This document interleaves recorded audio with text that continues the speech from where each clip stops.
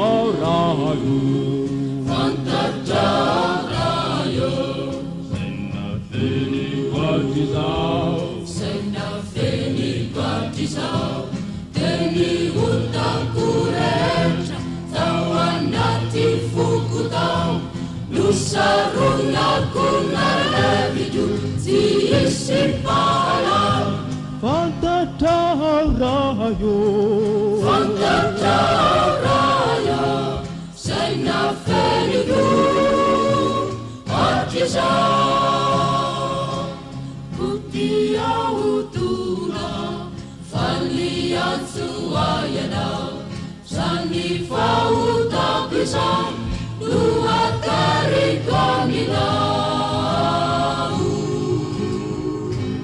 Kutia Utuna, Falian Suayana, Sanifa Utapisang, Dua Teridu, Amina.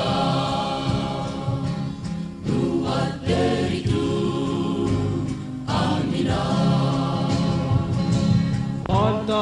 Pantadarayu, Pantadarayu, Saika Sayumbulatau, Seka Sayumbulatau, Fanirina Sesen, Simi Fantu Kaminau, Kami Tutu Fuluan, Simi Vimbi Nakivin, Pantadarayu, Pantadarayu, Seka